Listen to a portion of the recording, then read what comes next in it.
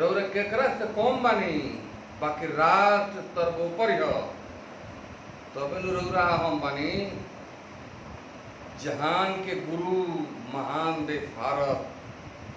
के फोरहा लगौले हमार रोआ टेढ़ ना होई हम तो खुदे दम कम बानी बाकी राष्ट्र सर्वोपरि रौरा केकरा से कम बानी बाकी राष्ट्र सर्वोपरि आई हम भोजपुरी कवि शत्रुघ्न सिंह सिंहानी हम 130 करोड़ देशवासी से निहोरा करते हैं कि आज हमारा देश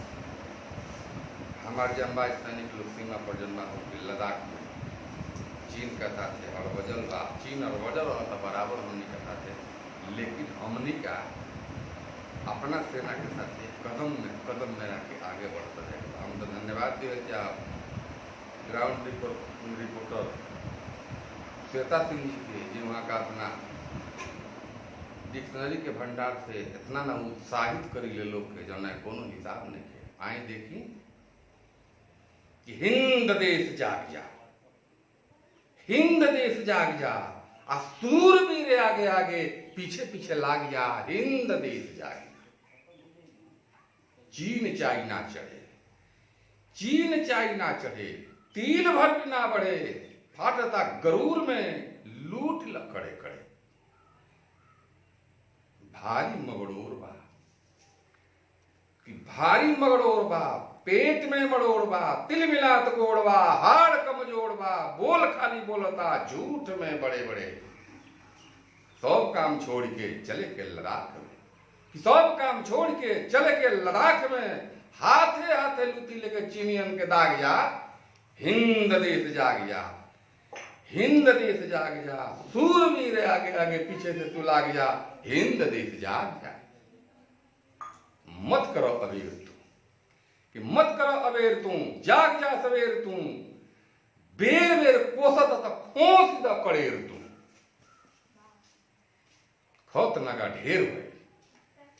खत नगा ढेर भइल 62 से खेल भइल ट्रेक ओकर टूट जाई जय हिंद रेल भइल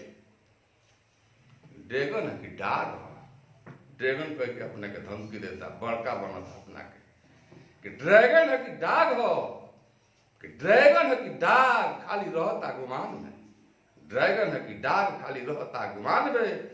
बूझता मचान के कि बानी आसमान में सबके सिवाना पर गिरावता उरावटी सबके सिवाना पर गिरावता उरावटी बनता दादा ओकर भेक बा बनावटी बुद्ध के आदेश युद्ध चाहता तो कहिए जैसा ओकर मनसा बकर पूरा करिए जरूर जब हमारा जमात सैनिक तैयार बड़े तो 130 करोड़ लोग भी पीछे पीछे तैयार बा बुद्ध के आदेश युद्ध चाहता तो कह जाई बुद्ध के आदेश युद्ध चाहता तो कह जाई शांति खातिर शास्त्र छोड़ शस्त्र हाथे धइल जाई राज तिलक हो गई महाबली रफाल के राज तिलक हो गई महाबली रफाल के काल भी छुई मुके काल भी छुई मुई होके बदल दी चाल के गाँव गाँव बढ़ चलो गाँव गाँव बढ़ चलो गाँव गाँव बढ़ चलो माथ ले तू चढ़ चलो फेर फेर ना फिरे नया राह बढ़ चलो बनता दादा ओकर चश्मा उतार लो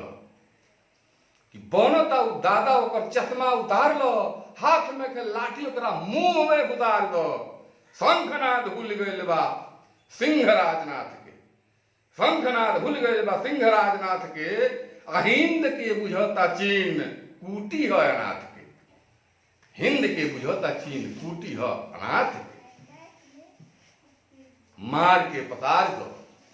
कि मार के पसार दो बर्फ में लतार दो धीरे धीरे ऊंट नीचे आवता पहाड़ के मार के पसार दो बर्फ में लतार दो धीरे धीरे ऊंट नीचे आवता पहाड़ के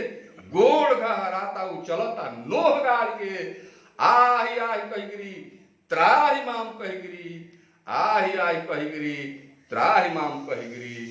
आही आही कहिगिरी त्राही माम